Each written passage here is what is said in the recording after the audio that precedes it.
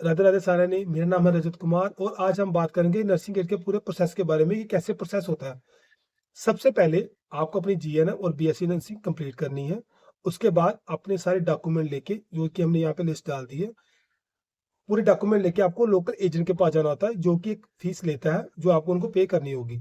वो आपसे फीस लेके और आपका वो डॉक्यूमेंट लेके यहाँ पे वेरीफाई के लिए भेजता है। जैसे आप वेरीफाई हो जाते हो, आपको एक इंटरव्यू देनी होती है। इंटरव्यू देने के बाद आपका एक मेडिकल होता है, जो कि इंडिया में होता है। इसमें 2 मेडिकल होते हैं, दूसरा हम बताएँगे आगे। पहला मेडिकल आपका इंडिया में होता है। जैसे आपका मेडिकल करवाने के बाद आप रिपोर्ट एजेंट को भेजेंगे और एजेंट वो रिपोर्ट सिंगापुर भेजेगा। जैसे वेरीफाई हो जाएगी, विदिन 1 मंथ या 2 मंथ के आसपास आपको आपका वीज़ा मिल जाए। आप एलिजिबल हो जाते हो सिंगापुर आने के लिए। जैसे आप सिंगापुर में एंटर करेंगे, यहाँ पे एक एजेंट है जो आपको रिसीव करेगा। इसमें 2 एजेंट काम करते हैं, एक इंडिया का और एक सिंगापुर का। जो सिंगापुर वाला एजेंट है वो आपको रिसीव करेगा और मेडिकल के लिए लेके जाएगा। इसमें 2 मेडिकल होते हैं, एक इंडिया से और एक सिंगापुर से। सिंगापुर वाला मेडिकल के बिना आप यहाँ पे काम नहीं कर सकते। तो जैसे आपका मेडिकल होता है, आपको वहाँ पे अपने होम में भेज दिया जाएगा और जब तक आपकी मेडिकल की रिपोर्ट नहीं आती, आप तब तक यहाँ पे काम नहीं कर सकते।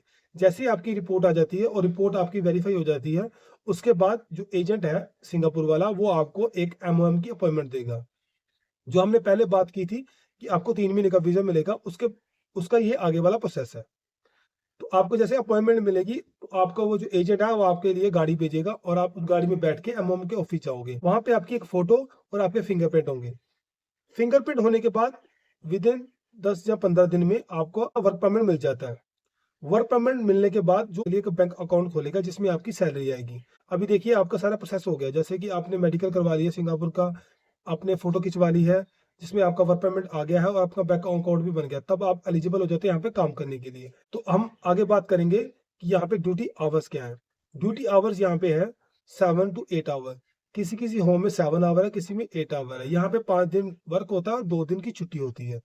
ये भी डिपेंड करता है होम टू होम। किसी होम में 6 दिन काम होता है, 1 दिन छुट्टी होती है।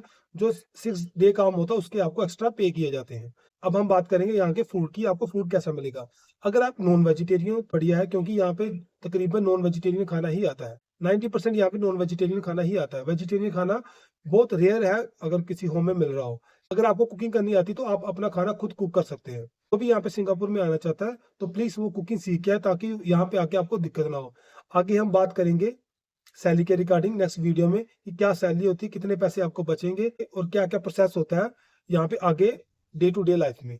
Thank you everyone. ऐसे हमारे चैनल सब्सक्राइब करते रहिए, कमेंट करें। अगर कोई भी क्वेश्चन हो तो आप कमेंट कर सकते हैं। राधे राधे सारे ने। Thank you everyone.